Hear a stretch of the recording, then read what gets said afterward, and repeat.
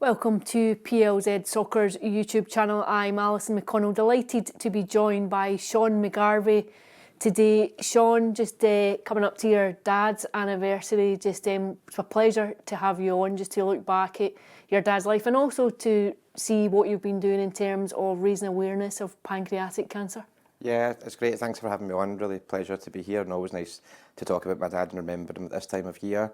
So myself, my sister Jenny, and my two brothers Paul and Scott really have been making sure we keep awareness on pancreatic cancer.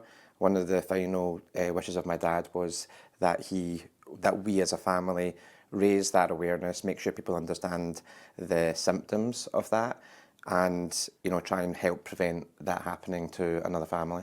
Mm-hmm. And it's quite a substantial amount of money that you've raised, isn't it? Yeah, I think Pancreatic Cancer Action UK got in touch with us recently and indicated that £25,000 have been raised in memory of my dad, and that's through a number of different initiatives.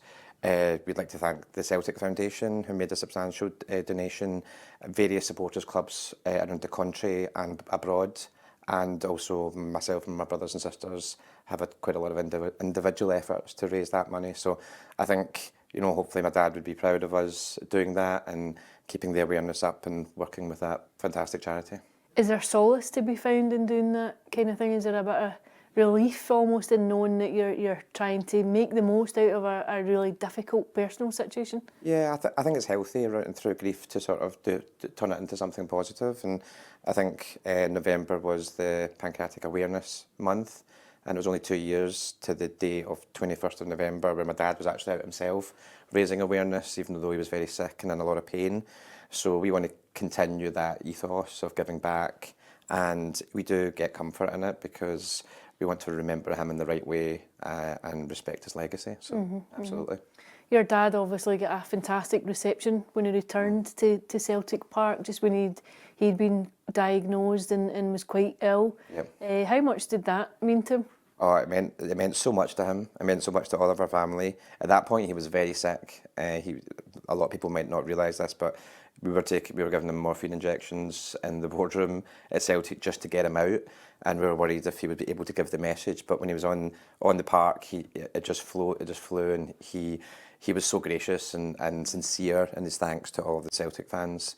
It was a club that meant so much to him and gave him some of his happiest times of his life. So I'm sure it must have meant something to you guys too. I think you're all Celtic fans as well, and it must have been nice to see him appreciated by the club that had his heart. Exactly, and to be honest with you, the adulation that he received through the time when he was sick and since his passing has been incredible. The stories that have come out of the woodwork that I didn't know about, things that he'd done in his life that we weren't even aware of, came out as well, and it was a big comfort for us going through that difficult time with all the overflow of emotion coming into our family. And you're right, I'm a season ticket holder at Celtic Park, and it meant a lot to me to see that respect and that love given to my dad. Do you remember your dad playing at all? I was too young to remember him playing at Celtic, so it was probably more at St Mirren and then Clyde. We have some memories when I was younger. But yeah, we continued the football ethos well into his 40s and 50s when he used to play five-a-sides with us and my two brothers. So yeah, we do have great memories of his time, and obviously now you can look back at all the videos and feel a lot of pride in what he achieved as a Celtic player, but also as a player for St Mirren and Clyde. He's got quite a unique record, I think, in Scotland of competing at all different levels, from the Scottish Premier League, Second Division, First Division, and even the goals five-a-sides tournaments right through. So yeah, with tremendous pride. What was it like to play five-a-sides with? An absolute nightmare.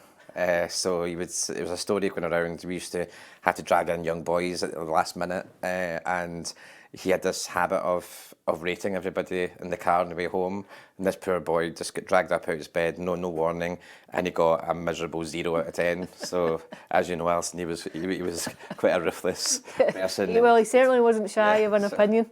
So yeah, it was good, but in all seriousness, that was actually a lovely thing to look back on. For about 4 or 5 years, we all played in the same five-a-side team on Saturday mornings or Sunday mornings, and yeah, tremendous memories playing with such a great player. Mm-hmm. And in terms just of your dad's own career, did you get a chance to ever sit and watch games back with him, or to go through games that maybe you'd have been too young to have seen in the flesh, but maybe sit with your dad? One of the great things about social media now is that you can find anything on YouTube. Yeah, actually, it's funny you mention that, because when he was sick, one of the things we did to take his mind off was look back over old games. I would get them on YouTube, and he would watch them, and he would love it. And in some ways, it was really lovely to have that time where he was a little bit more still and relaxed. Yes, he was in pain, but we had a lot of time to reflect and look at those videos. And I'm, an avid watcher of all of his videos. I don't think anybody's watched them more than me. So yeah, I could recount chapter and verse of his career, and sometimes even remind him of things that he forgot about. Where do you think he was happiest in his playing days? I think obviously at Celtic, but he had a really strong fondness for St Mirren, where he really started his career under Alex Ferguson, and then obviously went down to Liverpool before going to Celtic. And then his second time at St Mirren was a chance for him to really show that he was still got a lot to offer Scottish football, and he obviously won that cup in 1987, which was, I think, a brilliant achievement for him, and sort of allowed him to prove himself again. So I actually think that was one of the things he would look back in his career with the most amount of pride. Part of a very unique moment in St Mirren's history too. Yeah, absolutely. I think, the players they had back then, Paul Lambert, etc., was tremendous young players coming through. And yeah, I think St Mirren fans hold him in tremendous regard. We all have a soft spot for that club as our second team through the McGarvey family. So yeah, we always like to watch out for the St Mirren results. I can imagine that you would have, when your dad passed away, that you would have had a lot of messages from all over the world. Yeah, actually, a couple of phone calls in particular stuck out. And Alex Ferguson gave me a phone call, got my number through Tony Fitzpatrick. And I was on the phone to him for about 30 minutes talking about my dad's career, some funny stories he had. He actually, unfortunately, at that time, Alex's wife was pretty sick, so he couldn't make the funeral. Obviously, now sadly passed away. So that was lovely. And another phone call I got was from Kenny Dalglish, who sent on his best, and again recounted a lot of funny stories I didn't know about when he was down in Liverpool. So yeah, a lot of really heartfelt, sincere stories from all walks of life, and as I said earlier, it really touched our family. What's it like growing up with a dad that's played football? It's a bit surreal. I was talking to Peter earlier about some strange things that happen. Tommy Burns used to come into our house in Menwick Road on his way back from Celtic Park, and I vaguely remember one time he turned up with Georges Cadet outside, and we were just young boys, avid Celtic fans, and it was a bit surreal, the type of things that happened. We used to call him Uncle Tommy, and we obviously went to the games, and he was a manager, so it was just a brilliant era. It was like a fairy tale for us, being so involved in football and having my dad and his friends being big players in the Scottish game. And always able to get your hands on tickets in? Yeah, it's funny, people still think I can get tickets, and I've got absolutely no chance. I'm struggling to get any tickets myself. But yeah, back then it was a little bit easier, definitely. And am I right in thinking that your dad had a Maradona top at one point in his career? Yeah, that's right. I think there was a convention through the Scotland team after the famous Argentina game at Hampden Park where my dad played, and I think each one of the players had a few days wearing the Diego Maradona top, and I foolishly wore it as pyjamas, and my dad wasn't too happy the next morning when he realised that I'd had it on all night. But yeah, again, it's kind of surreal that, at that point I didn't even realise the magnitude of that strip. But it was, yeah, as I said, it was almost like a fairy tale way to be brought up, entrenched in football, and having those connections. What was the talk? Was it from a particular game? Can you remember? It was the Scotland-Argentina game, yeah, at Hampden Park. So yeah, I've watched that again since, actually, and my dad recounted that he knew what Maradona was going to do, and a few times there's some clips where he tried to tackle him, but he just couldn't get near him, and it just shows you that the difference in standard at that point with Maradona was good, and that was a good Scotland team in the early 80s. You know, it was a lot of big players, really competitive to get in that team, but Maradona, if you see the video, just goes past everybody. So it was fantastic. Spent a career doing that. Yeah, exactly. No disgrace. What about other any paraphernalia? Did your dad keep it, or did they auction a lot of things off? Yeah, I think he auctioned the famous 1985 Celtic Cup final that was the Dundee United Cup Celtic Dundee United one for a food bank in Glasgow, actually, which was great. I think that raised quite a lot of money, and most of the other ships have been auctioned off, but he does keep his medal collection, which I am holding on behalf of my family, and that, as I mentioned earlier, has got I think it's perhaps a unique collection of medals for one player, and that back then it was the First Division, Second Division, Premier League. He won each one of those with Clyde, St Mirren and Celtic respectively, and he also won the League Cup and Scottish Cup with Celtic and St Mirren. So that's a very proud collection of medals, perhaps unsurpassed so far. Not quite sure of that, but it's a very strong claim of his diversity of playing through all the different levels of Scottish football, and it kind of talks to his character about just loving the game. He played football because he loved it. He didn't play football because it would earn him a lot of money. He still played five-a-side. He still played with us in the back garden well into his 40s and 50s until he couldn't anymore. That's the thing, isn't it? I think anyone that knew your dad knew you just had an authentic love of football. Yeah, I think that's a good word, actually. He was very authentic. He didn't change the way he was around anybody. He said what he believed, and I think he believed what he said.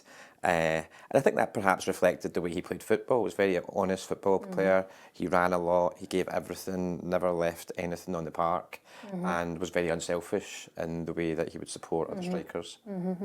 Did you feel as though that moment when he got to go back to Celtic Park and just, say his piece to the Celtic support was important for him too? Because there was maybe a point where he might have been quite underappreciated by elements at Celtic. Yeah, I think that's very true. I think what he wanted to do is connect with the fans directly, and I have to hand it to Michael Nicholson and everyone involved in Celtic for giving him that opportunity, including Jerry McCulloch, who was very gracious in interviewing him and very understanding, and they gave him what he wanted just in time. So it did mean a lot to him. I could see the relief after it, and the days after it, he talked about it non-stop and how happy he was he got that opportunity. So yeah, absolutely. I can imagine it'd be quite emotional to watch that back too.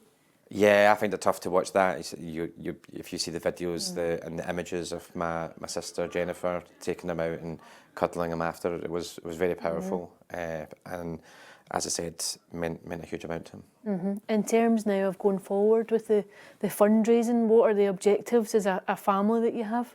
Yeah, I'm really glad you raised that. I think for us it's about awareness. There is a concentration of men between 40 and 70 that we are trying to target for awareness, and there was a recent campaign specifically targeted to the East End in Glasgow where there is quite a high occurrence of undiagnosed pancreatic cancer.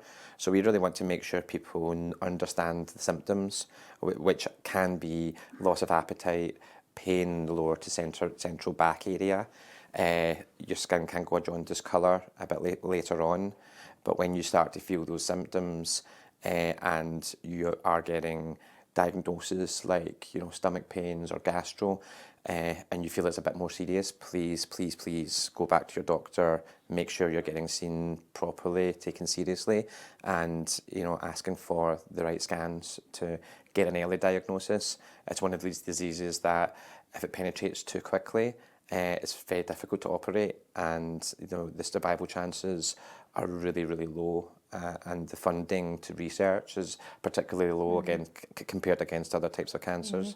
So we really want to both raise money, but probably even more raise awareness about the symptoms, because that's the best chance of survival, early diagnosis. That's the thing, because I think your dad had been misdiagnosed, is that correct? Before and then it's very advanced by the time you get to a diagnosis? Yeah, it was pretty frustrating, because there was at least a 6-month period where we were going back and forward to the GPs, and just being told that it was gastro, take some omeprazole, it will fix itself over time. And we knew that there was something not right about that. He was losing a lot of weight. The pain didn't seem right for that diagnosis.